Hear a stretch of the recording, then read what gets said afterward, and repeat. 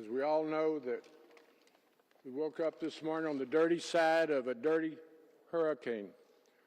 Beryl has done significant damage. I told you yesterday when you went to bed, you'd wake up to a different set of circumstances this morning. Very accurate statement. We've experienced over 90 miles per hour wind, upwards of 10 to 15 inches of rain. And I want to emphasize, don't let the clear skies fool you. We still have dangerous circumstances. We still have high water across our city. We have still flooding issues. We have freeways 45 that is flooded, underpasses, Allen Parkway and Wall, Shepherd Memorial, Houston Avenue and 45. It is still dangerous. We have traffic lights out across the city. You cannot go through traffic lights without being concerned about your safety and equally your neighbors.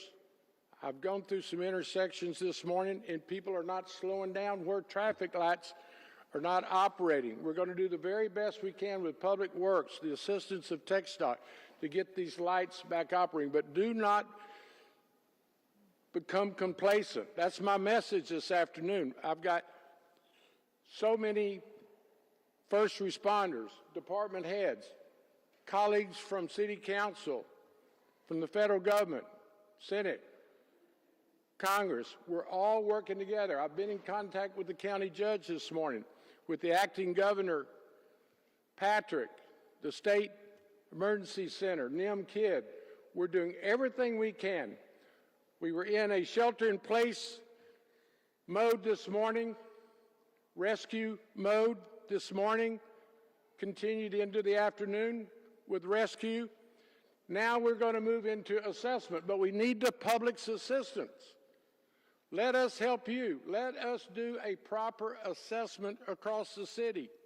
Let us look and seek out the most vulnerable, independent living, senior citizens, nursing homes. Look out for your family, your neighbors, and the most vulnerable. Beryl was a dangerous storm. It still poses a threat, and we're doing everything we can. Now let me pause for a moment. We've suffered and experienced 3 deaths. Every life is precious. We lost a person this morning to a tree falling. Took his life in the Spring Humble area. Lost someone to fire in southeast Houston due to lightning. We believe it's storm related. And I just left a tragic situation where one of our heroes, a civilian employee of HPD, Tier 1, coming to work this morning. We were asking Tier 1 to make it to work. He came off 45, got into flood conditions there at the Houston Avenue underpass, knew he was in trouble, called HPD friends for help, and I've been there all afternoon watching his colleagues retrieve his body from his submerged car. Horrible situation.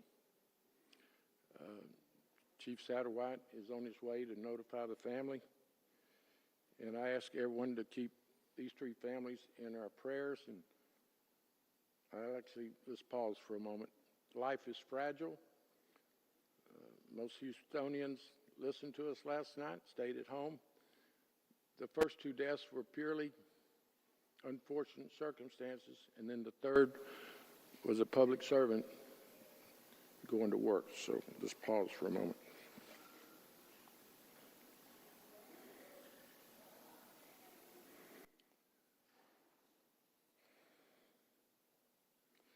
The deaths put things in perspective. Why we come to work.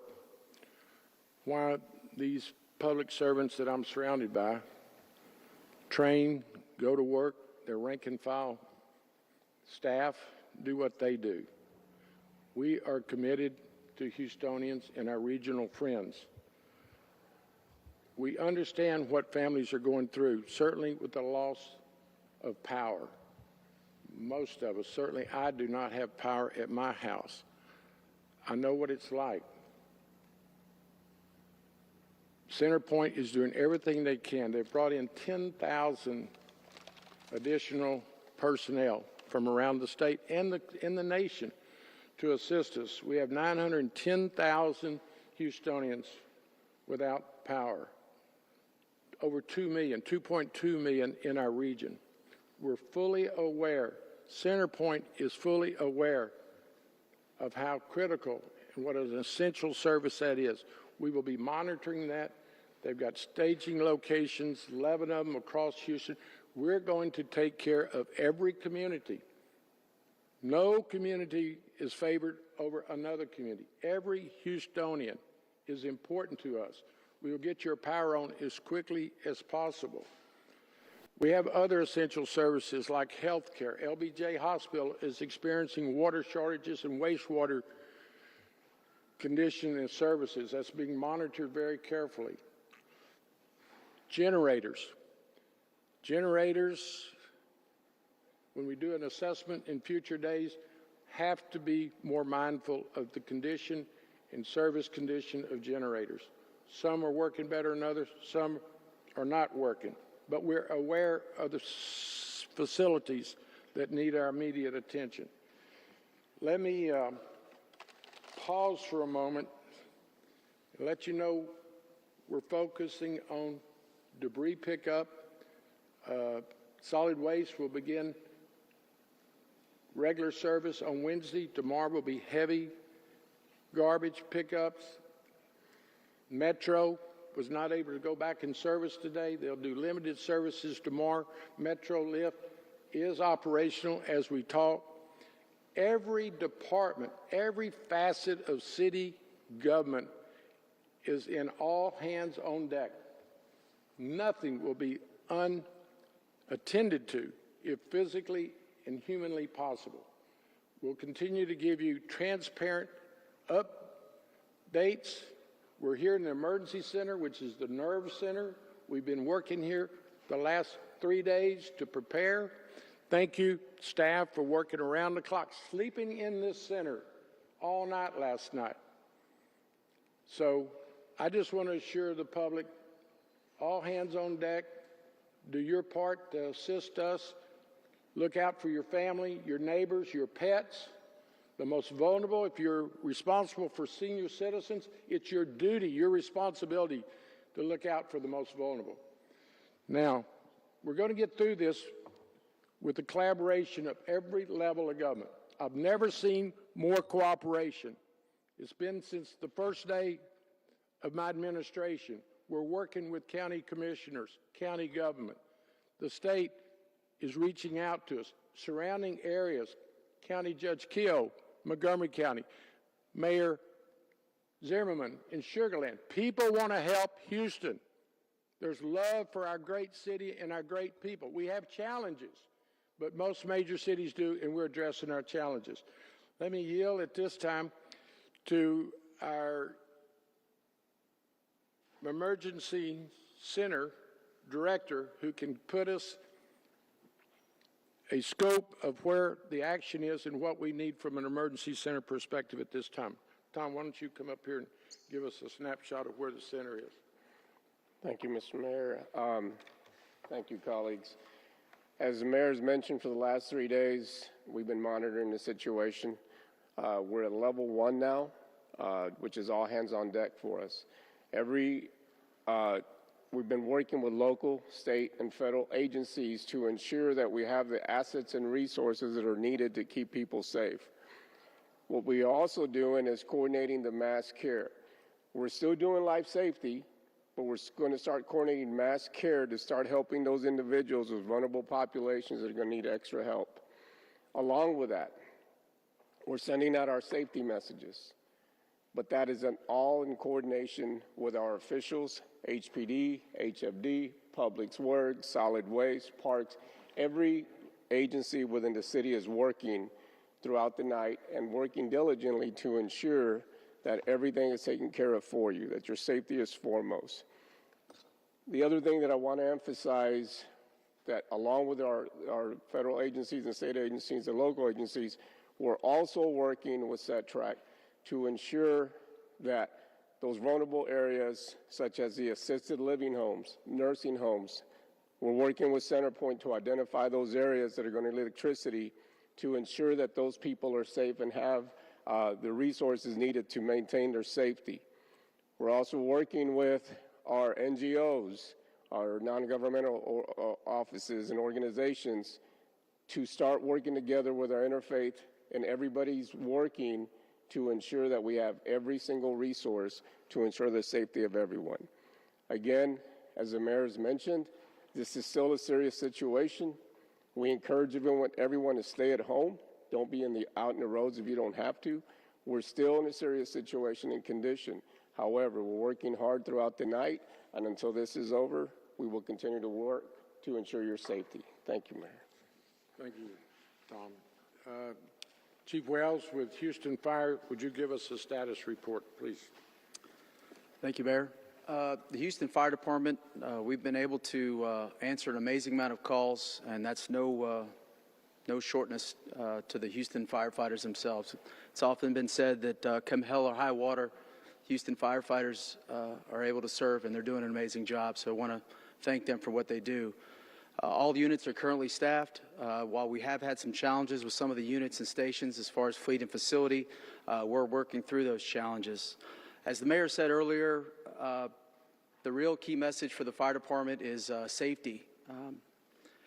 There is a false sense of security as the rain goes away, that the danger is gone, and that's just not the case. The ground is still soft, trees could still fall, there's still high water out there. It's not a playground. Please don't let your children go play in the puddles. As Public Works cleans up the drains and as the water starts to go away, danger could take one of your children. So please watch over your family, watch over your children. Again, don't let them play in the floodwaters. If you don't need to be on the street, please don't. Because as it gets dark, there's not going to be any traffic lights. And we don't want any accidents to take any more lives that have already been lost as it stands now. One of the last things I'll say to the fire department, as far as their generators, while everybody's using them, please be mindful for carbon monoxide. I know as it gets dark, people want to pull the generators closer to the house and then go to sleep. That's a recipe for disaster. So please keep your generators away from your house. As the breeze or the wind dies down, you might have to relocate your generator because, again, carbon monoxide, it can be a real danger, especially at night and when you're asleep, when you don't know about it. So again, please check on your neighbors. Update from the city of Houston and Mayor John Whitmire. The mayor reminding us all it's still dangerous for drivers. You can't blow through traffic lights without being concerned for your safety or others. He also lets us know that the city is doing its very best, along with Public Works and TxDOT, to get those lights back operating. Okay, now moving into assessment, but he says they need the public's assistance in doing so. It is all hands on deck for the city of Houston. The mayor also taking a moment of silence in remembrance of the 3 people killed due to this storm. A civilian employee of HPD among those who died, caught up in high water in their car, we're told. Their body retrieved today. HPD Acting Chief Satterwhite to notify the family. Yes, we also learned LBJ Hospital has water shortages. The Office of Emergency Management remains at a level 1 with all hands on deck. All right, we understand now that we have another press conference ready to go with, I believe, the state. Let's listen in with Acting Governor Dan Patrick. Down the river. We've already had several rescues today. We thank our rescuers in the Houston area, and we may have had more around the state that we have not heard about yet or have not been reported to us. So those of you where the storm has passed through, it will be dark in several hours, and even now be very careful. Power lines are down. We are sending crews and addressing that always as soon as we hear about that, and there's still more flooding. So do not take this storm that it's past you now. As far as moving forward, with the rain hitting northeast Texas, what's going to happen is that rain will go into the rivers. The rivers go downstream to areas in the greater Houston area and other counties around Harris County, where Houston is located, to cause additional flooding in the days ahead. Because we had a huge surge over the last several days of water coming ashore, particularly in the last 24 hours. You have water meeting water, which means it's a little bit tougher to drain out to the Gulf of Mexico. So we're not past any flooding. We're not past difficult conditions, but the storm by midnight will be beyond us. My name is Dan Patrick. For those of you who do not know and have not seen our press conferences, I'm the Lieutenant Governor, but the Governor is out of the state this past week and this coming week on a pre-planned economic mission to Japan and Taiwan and South Korea. So we've been on duty. And I can tell you that the 50 or so people behind me from all aspects of emergency response are doing a tremendous job. And they partner with your local county judges and your local mayors. We work in tandem. And the key piece of keeping you safe, which is our #1 mission, is to keep you safe and to protect life. Our #1 mission is we need your cooperation as well to be very careful yourself. So we're going to have a very thorough press conference here, get into some statistics and numbers, and then we can take questions from the media. But this has been a storm that I think every storm is a lesson. And I've lived in Texas now for over 40 years. We've had a lot of storms and a lot of lessons. And this storm says, even if it's a Category 1 or was a high tropical storm, that people thought it's a Category 1. But as we said in our last press conference yesterday, I guess it was, or earlier this morning, the days run together, is that if you're in the middle of 80-mile-an-hour winds, which we're in the middle of Houston today, and if you're being pounded by 6 or 8 or 10 inches of rain at the same time, and if you're on the coast where the surge is coming in addition, or if you're inland where we've had tornadoes reported, and there are a number of tornadoes now being reported in northeast Texas, that might as well be a Cat 5 storm to you if you're in the middle of it. So the lesson I hope everyone for this time is we take no hurricane or no tropical storm for granted. And I know the people of Texas do not. Many of you are experienced, and of course many of you have moved here in the last few years, and this may be new to you, maybe your first storm. But the one thing I know we can count on is that Texans will work to help each other. When it comes to a crisis situation or a storm, we work together. We have almost close to 2.7 million people without power in Texas. That number may grow for a while, and we're going to talk about that in a moment with Thomas Gleason from the Public Utility Commission. And that's going to take a multiple-day process to get power restored. We had the last report, 10 transmission lines down, and the reason we have so much damage and power is down is we love Texas, but Texas has lots of trees from Houston all the way to Texarkana.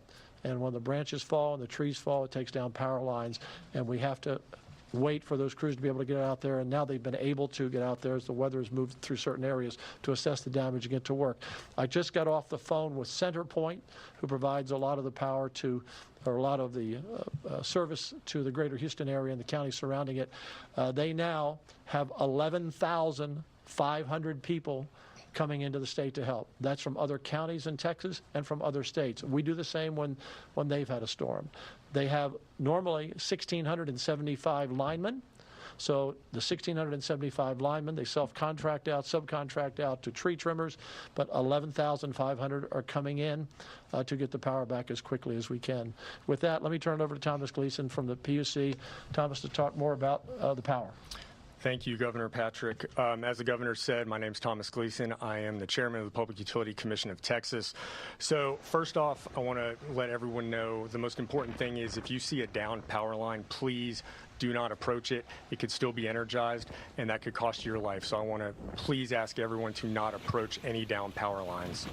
Secondly, we're entering the assessment phase of this storm. So as the governor said, as the storm passes, transmission distribution companies will start to assess the damage, and as it is safe for them to do so, they will move out and have their crews look at where the damage is and come up with timelines for how long it will take to restore energy across the state that's been affected by the storm.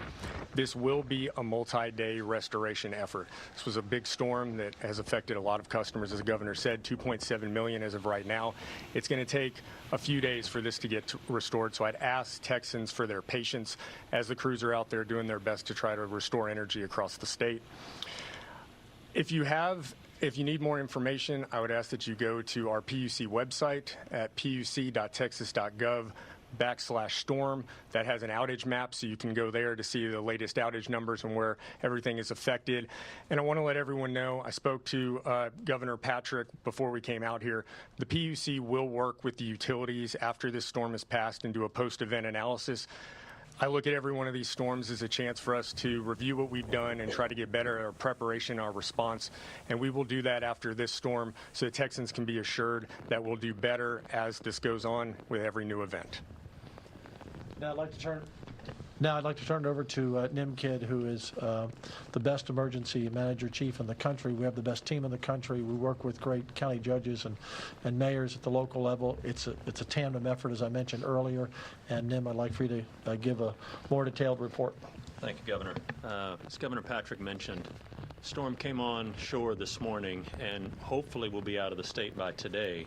But we still have Texans that are in harm's way right now.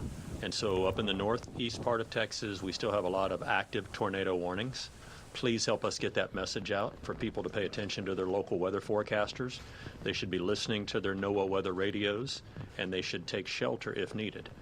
As Governor mentioned, we still have a lot of flooding operations going on. And so as it gets dark tonight, please do not be out driving around if you don't have to. As the winds are still picked up, where the soils are moist and the trees are tall up in northeast Texas, it seems right now the reports that we have received is most of our injuries and loss of life have been from trees falling on houses or on vehicles. And so I ask you to get to a safe place and stay in a safe place. After dark, you need to be in the safest place that you can find. We have over 2,500 first responders marshaled that are scouring the landscape of Texas right now. As you remember, we started off down in the Corpus Christi area, resources in San Antonio, resources in College Station, and resources pre-positioned in Houston. As the storm has made landfall and moved in, we have shifted those resources to where the needs are. We are in constant contact with our county judges and their emergency operations centers. The number one request that we have received from our local partners right now is generators. Some of them didn't have generators on facilities at all. Others had generators on facilities, and those generators failed. And we want to work with those generator owners and figure out why those generators failed in the future. The next request we have had is assistance moving patients out of hospitals, nursing homes, or assisted living facilities. We have plenty of our emergency medical task force still available to go and make those moves and get those patients into a safe place. I cannot overemphasize the importance of you helping me get this message out about the dangers of carbon monoxide right now. With so many people in Texas without power, people are going to light candles tonight, which becomes a fire hazard in their home, or they're going to try to run a generator, or they're going to try to run some other fuel-burning appliance that is going to create carbon monoxide, which is a colorless and odorless gas, and it is a silent killer. Please help us get that message out about carbon monoxide safety. And finally, I want to talk about not only what we're doing from a search and rescue perspective, the resources for our medical patients, but we are ready to open more shelters as needed. As the heat sets in and power comes back on, we will work with our local officials to open cooling centers and help resource those centers, and then move quickly into points of distribution for those without power, working again with our local partners and our military department to set up places that we can help distribute food, water, and ice. Before we take some questions, if you're a CenterPoint customer, this is the number you should call about power outages. It's 713-207-2222. 713-207-2222. Because I got word 5 minutes before I came out here that the 911 lines are jammed. 911 is not where you call to get your power restored. 713-207-2222. I hope all the media dealing with CenterPoint will get that number out for us. Lastly, before we go to questions, I said a few moments ago that when we have difficult times in Houston, and we've had a lot of storms and a lot of issues, people come together. So one of the things that you can do if you have power, because you're watching us now, you have some type of power. If you have friends, relatives who don't have power, if you can pass on the messages that we're giving here about being careful, don't be on the roads at night, the issues in Northeast Texas, the number to call power outages, text, email, call your family or your friends, because a lot of them don't have power and aren't able to watch this message right now. They may not have power to get your text either, but at least you can make an effort to inform them. Secondly, some of you will be in neighborhoods. I've lived in Texas for over 40 years, and And I know that feeling. State of Texas updating us right now with Acting Governor Dan Patrick with new information. While Governor Abbott is out of the country, we understand 2.7 million people are without power across the state of Texas. Yeah, this is going to be a multiple-day restoration effort, according to Patrick. He tells us he spoke with CenterPoint by phone and now have 11,500 crew members on their way to help. And that is good to hear. We also heard from the chairman of the Public Utility Commission of Texas, who echoed the same thing, saying this will be a multiple-day restoration process. And while Beryl has moved on from southeast Texas and the coastline, we were told there have been a number of tornadoes in the northeast part of the state. Also, the state is working to open shelters and cooling centers where needed. A lot developing even at this hour as we head into the evening. We heard a lot about power restoration from the state. We know Beryl knocked out power to more than 2 million homes and businesses. And as state officials just confirmed, restoration could take several days. Cheryl Mercedes is live in the newsroom now with the latest. Cheryl. Yeah, we just heard in that news conference